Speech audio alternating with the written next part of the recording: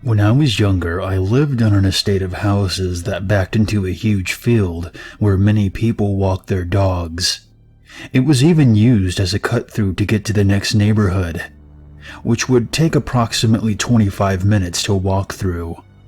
When I was about 13, my neighbor and I decided to camp out for the night in my back garden, which apart from a 6-foot wooden fence was completely open to the field, albeit with 20 trees around the fence. Seeing as we were into action figures at the time, we decided that we would make the tent a hideout. So we got together some branches and one of those army nets to put over the tent to make it a bit more stealthier. We also put the tent in the corner of the garden, which had a small roof over it, which made it very dark once the sun went down.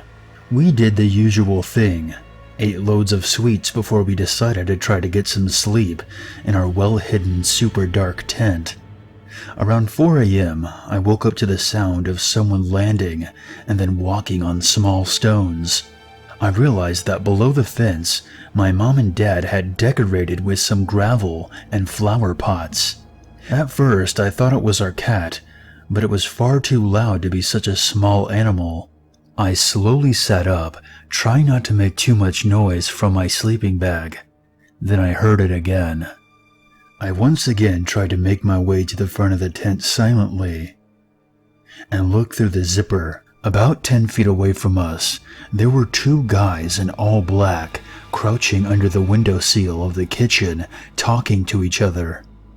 I immediately froze, and I had no idea what to do.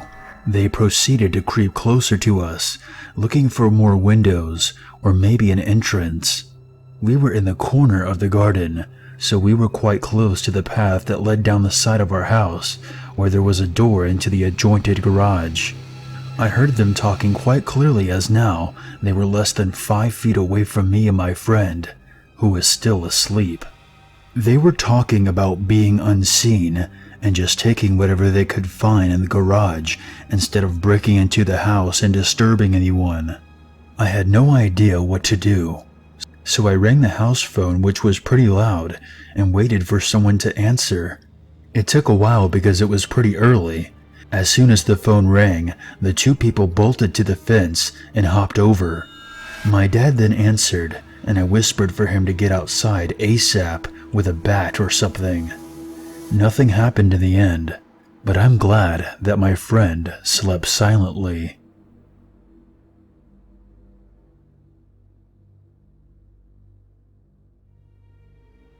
I worked summers as a camp counselor in the northern parts of Ontario, Canada.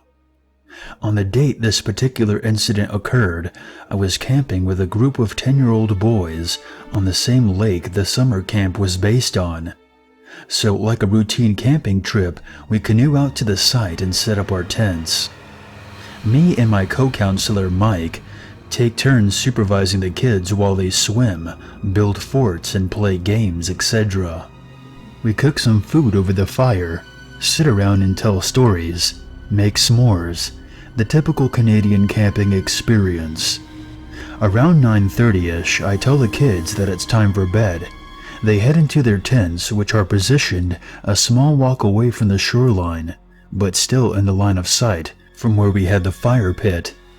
So the kids have gone to bed, and me and Mike are still up shooting the shit by the water, smoking a cigarette, just basically hanging out before we decide to head into our tent and call it a night. What happened next still troubles me to this day, and remains my go-to campfire story. We were both gazing into the pitch-black night water when we saw a small light approaching us and slightly above the water.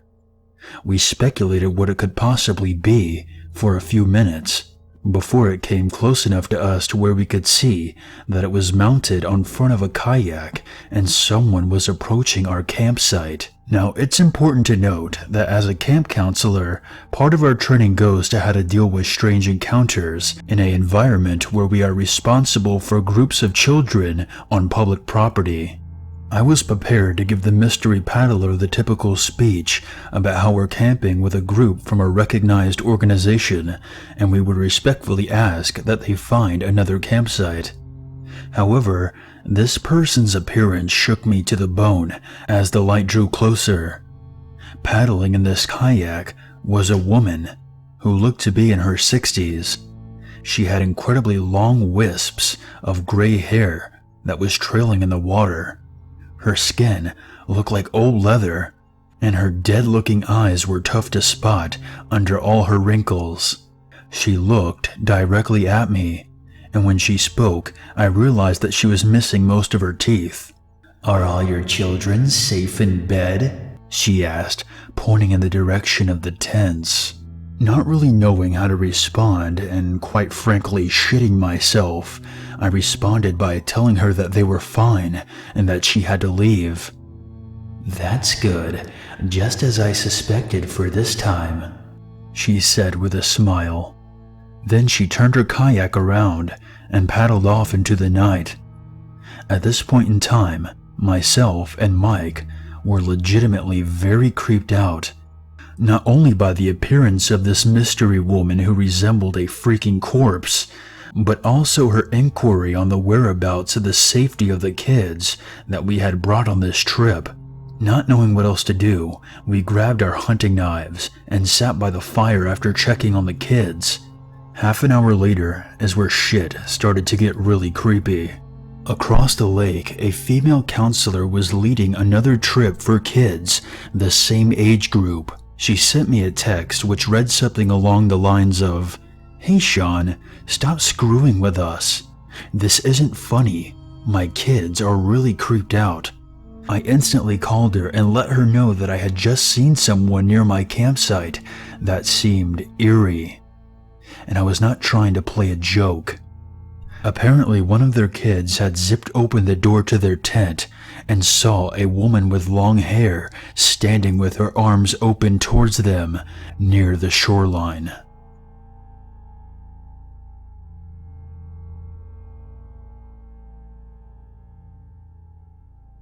I'm a female and I was 19 years old at the time. I love camping. Anytime my friends and I would come home from college, we would load up our cooler with beer, grab some gear, and go screw around outside. Unfortunately, when I was actually at school, none of my sorority sisters or other friends ever wanted to go with me, so I would often suffer withdrawals from camping. One day the weather was way too nice to waste, so I grabbed some of my gear, hopped in a car that I borrowed from a buddy, and drove to a spot that was secluded, yet within safe distance to civilization that I could go run and get help if needed. Camping also creeps me out sometimes, but that creepy feeling is also somewhat of a plus for me. It's the same reason that people listen to these stories. It's fun to be scared. So I make a little camp and get a fire going. I hadn't brought all that much to eat, but I was enjoying myself, reading a book and looking around the area, that sort of thing. I got the feeling that I was being watched, and I stopped, dead in my tracks. I hear a twig crunch over to my right, then I see a doe bolt 100 feet or so in front of me. I laugh at myself and went back to the camp with an armful of wood I had gathered. I kept freaking myself out, hearing sounds just outside the ring of light casted by the fire. I always get inside my head, so I just shrug it off. Around 1 a.m., I decided to go into my tent and bring out the lantern. I had been slamming beers in the most unladylike fashion and kept smoking cheap cigars. Another reason I like camping. I get to act however I want, so I passed out relatively quick.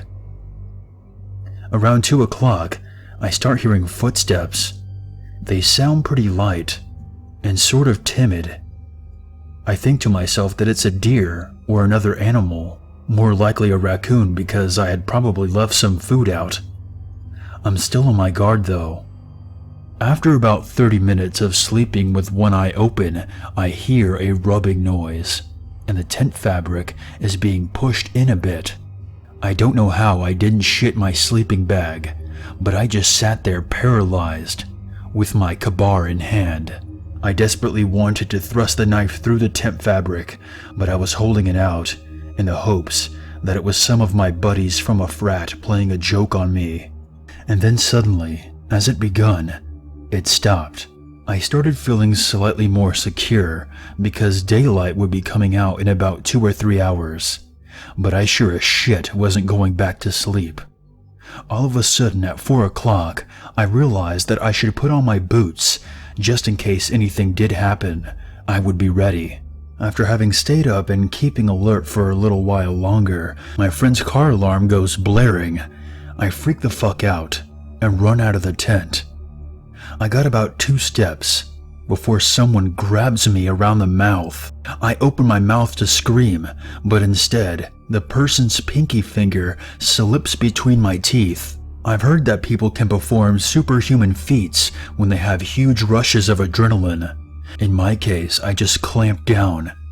There's no way to say this without sounding ridiculous, but his finger popped off. He screamed and pulled his hand away with the missing digit, falling to the ground. He took off running down the hill that I was camping on, and I took off right quick in the opposite direction. I must have looked ridiculous to the people whose house I ran to. A little sorority girl in a wife beater, boxers, and steel-toe boots.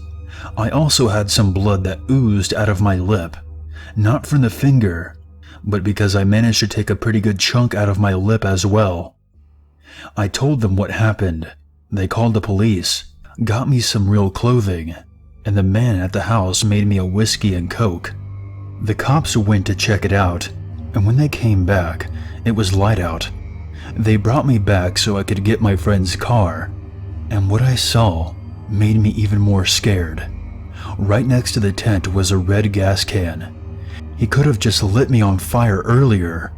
The finger was also gone, suggesting that he had come back. The kicker is they never caught the guy.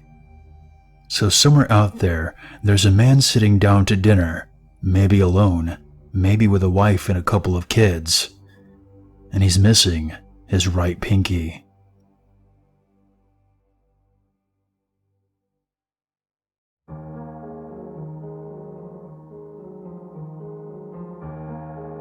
Thank you very much for watching. If you enjoyed this video, please share, like, and comment, and become part of the unity by hitting the subscribe button. If you have a scary story that you would like to share, be sure to send it to my email or post it on the free horror stories subreddit. Consider donating to this channel and be sure to follow me on Twitter. And until next time, stay spooky and never forget, there's always a reason to be afraid.